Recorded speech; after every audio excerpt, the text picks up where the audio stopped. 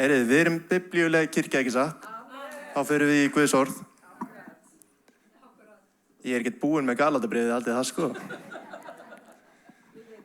En núna, ég ætla að hoppa í fyrsta kafla bara svona til að sýna ykkur hvað þetta er alvarlegt sem er að eiga sér stað hérna. Því að það eru svo margir kristnir, engin fyrirdæming, sem eru að lifa á sér stað það sem Galatamenn voru á.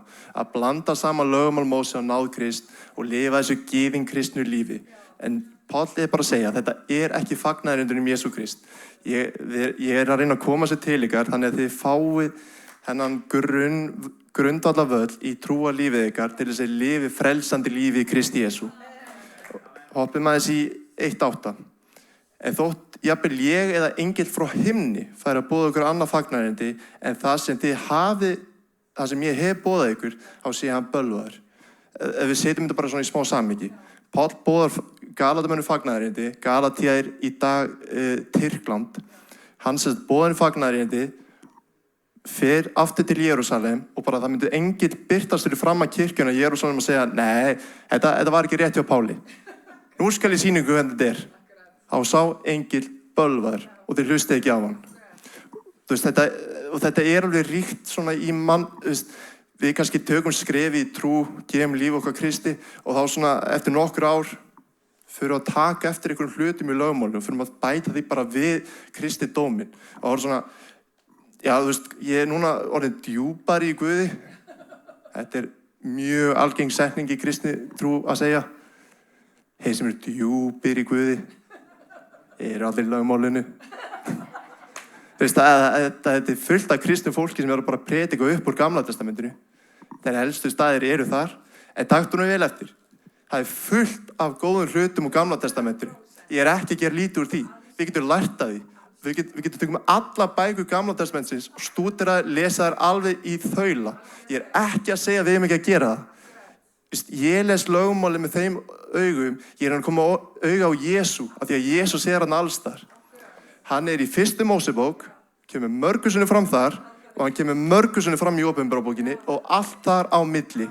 Hann er alls þar í þessari bók. Ég kalla Biblíuna, þetta er Jesú bók. Þetta snýst allt Jesú. Fyrir þangað sem ég var komin síðast. Ef við þurfum að hlýða lögmáli til þess að fá arfinn, þá fæst hann ekki framar vegna fyrirheits. En Guð sýndi Abraham náð og hendi það sem hann gaf honum fyrirheitum. Nú þegar kannski hlutir aðeins að flækjast fyrir okkur, sem er alveg eðlilegt. Af því að hann er ennþá að færa rök fyrir máli sínu, hvernig loforðum Jesú myndi kom löngu fyrir lögmálið. Hann er ennþá að færa rök fyrir því. Eins og þið vitið, eins og ég fór síðast, Abraham var ekki undir lögmálið. Hann er 430 árum fyrir lögmálið og það var hann sem fékk sáttmálan það að Jesú myndi koma í heiminn. Hann er löngu fyrir það. Og Páll er að segja, ef við erum að hlýða lögmáli til þess að Jesú myndi bara koma í heiminn, þá fæst þetta ekki lengur fyrir loforð eða náð. Jesú kom ekki að því að við erum svo rosalega duglega og góð í einhverjum lögmálsverkum og eitthvað framvegis. Hann kom alls ekki út af því. Hann kom vegna þess að Guð vildi ná tengingu við okkur. Þetta er eina trúarbragðið í allri mannkynssögunni sem segir hvað Guð gerir til að nálgast þig. Þetta er eina trúarbragð. Öll trúarbragð eru með sama tilgang. Hérna er það sem þú þarft að gera til að nálgast himnaríki, paradís eða hvað sem þetta allt heitir. Nei, hérna er trúarbragð sem segir hvað Guð gerir til að nálgast þig. Fyrir blóð Jesú Krist á krossinum, þá þú nýja sáttmála, nýja stöðu með Guði.